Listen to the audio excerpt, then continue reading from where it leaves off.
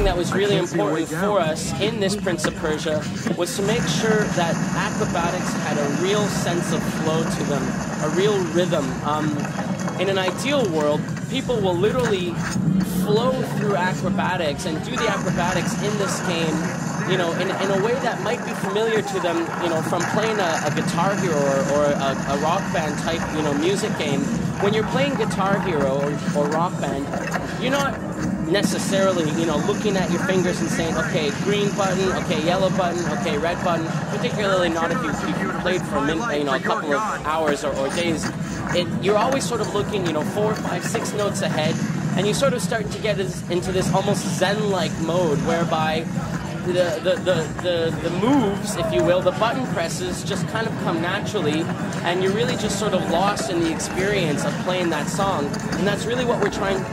to accomplish with the acrobatics. You don't necessarily have to think once you've played for a while, all right, here I have to press the A button to jump, and here I have to press the B button in order to swing off of that ring.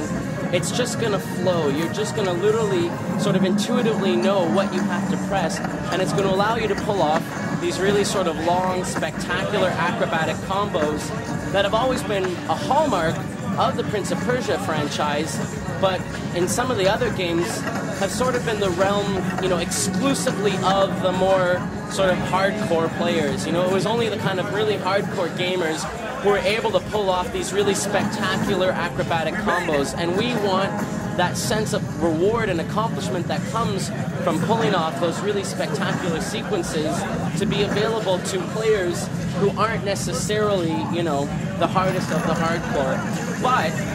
we wanted to make sure that for those people who, you know, really are the advanced players, that there are systems that reward them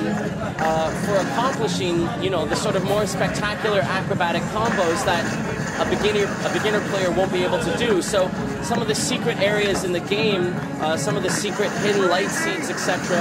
are only going to be available to, you know, really the sort of most advanced players who have really mastered all of the acrobatic abilities of the Prince and Elika together, and are going to require a true mastery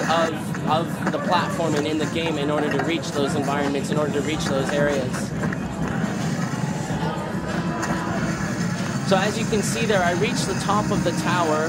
The warrior wasn't happy with what I was trying to do, smashed the tower, and it all came crumbling down. I worked my way back down to the bottom of the tower, and again trying to reach this fertile ground, which you now see has fallen from the top of that tower all the way down.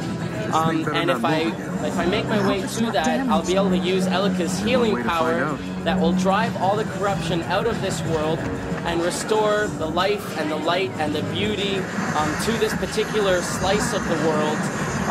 permanently driving the corruption out. So no enemies will ever be able to survive in this chunk of the world again.